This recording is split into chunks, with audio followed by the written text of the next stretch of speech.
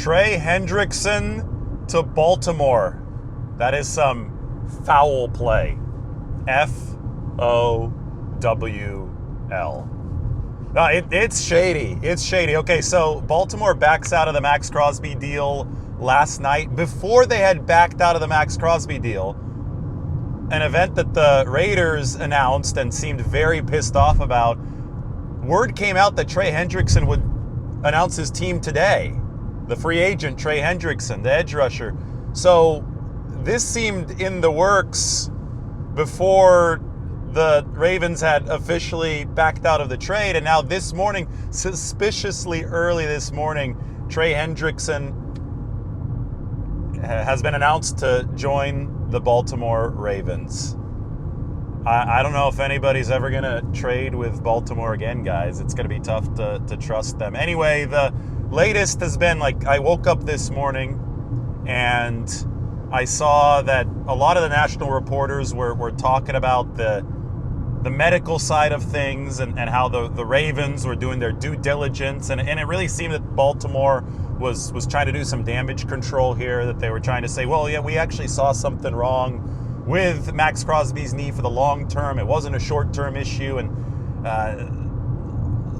all to be expected. You know, what we're starting to get the details and the sides of the story from the Ravens, which I don't think we initially got yesterday because it was the Raiders who had put out that first release. But long story short, Trey Hendrickson is going to be off the market. The new league year is starting today. That can become official at 1 p.m. Pacific time. I guess we can't assume anything is done until it actually is signed, sealed, and delivered, and it can't be until that point here of the new league year. But just wow.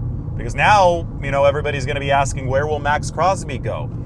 How much will the Raiders be able to sell Maxx Crosby for if they still decide to trade him? The word coming out of the Raiders camp this morning is that they will honor all of their free agent commitments that they made from the past couple of days.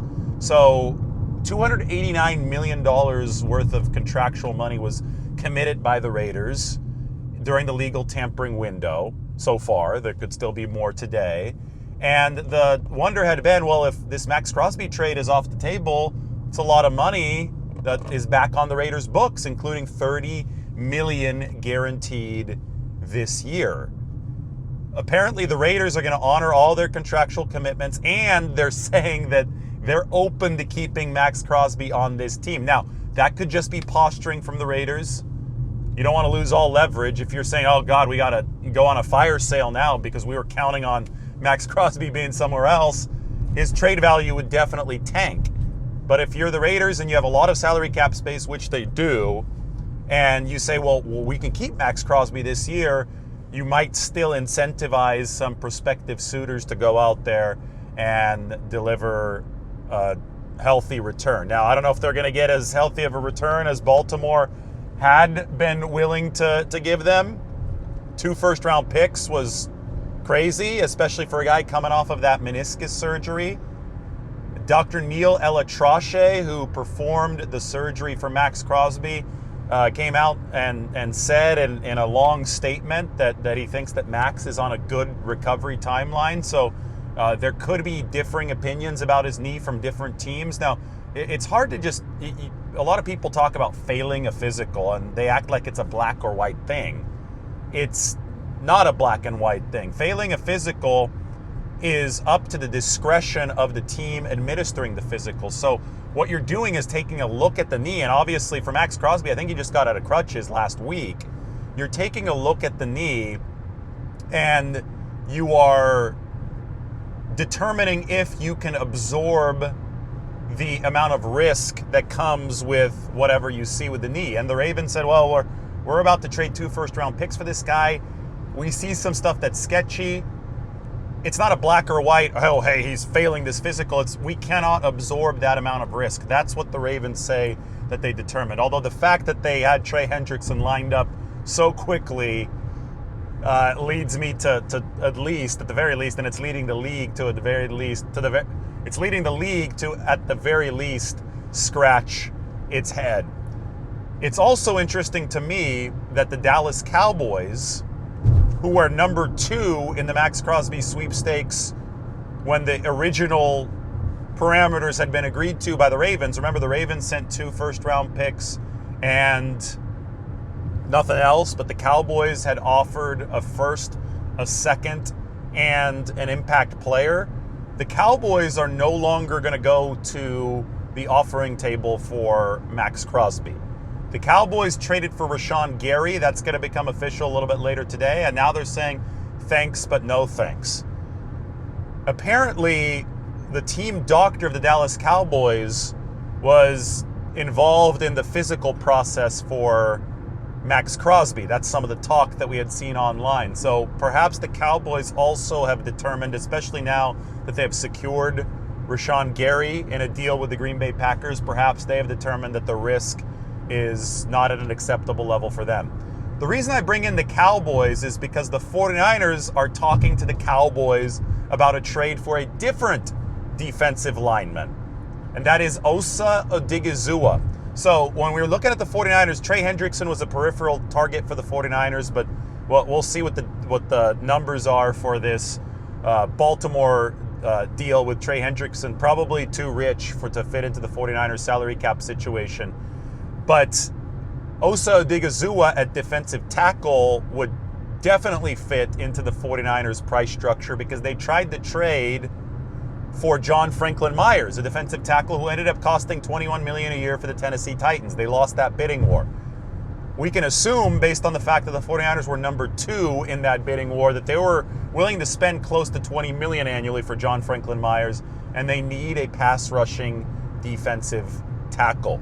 So Osa Odigizhuwa, who's younger than John Franklin Myers, 27 years old, explosive.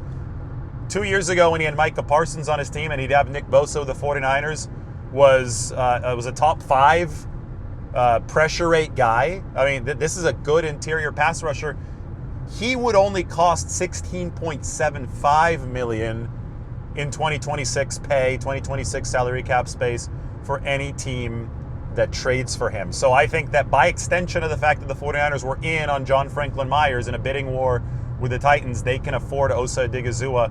And that might be what 49ers fans need to watch today more than Maxx Crosby. Like, everybody's going to be talking about Maxx Crosby, and yes, there's a chance the Raiders have to go into fire sale mode, but I think they have enough salary cap space to actually at least hold a bluff for a little while, and I think that they want to get a good trade return for Maxx Crosby. I don't think that they're all of a sudden going to say, oh my God, we got to get rid of him, because they have enough money to enter the new league year, salary cap-wise, with Maxx Crosby still on the roster. So I know that a lot of fans and media are going to be talking about, oh, Crosby, now the 49ers can get him at a low price. The more realistic thing to talk about right now is Osa Odigizhuwa, because we know that's a definite price tag in terms of salary cap at $16.75 million that can fit under the 49ers hood. And then it would be all about the 49ers and the Cowboys agreeing to draft capital for Osa Odigizhuwa. But boy, new league year starts today, and I've talked 8 minutes, right? I've talked 8 minutes, and we haven't even mentioned Brandon Ayuk. The 49ers might release Brandon Ayuk today.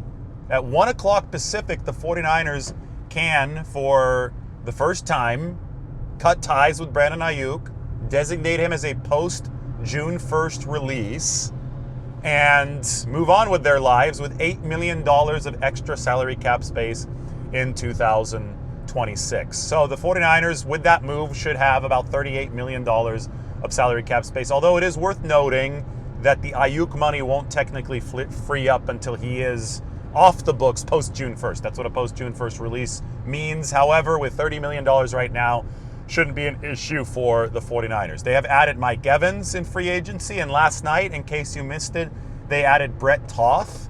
That means that they have now added 2 offensive linemen for potentially reserve roles. Vidarian Lowe on day 1, Brett Toth, who played for the Eagles in the military, 2nd lieutenant of the Army, graduated from West Point in 2019, has developed into a fine offensive lineman, 336 snaps at left guard and center. So we saw the 49ers directly address interior offensive line depth with Toth and exterior offensive line depth with Vidarian Lowe.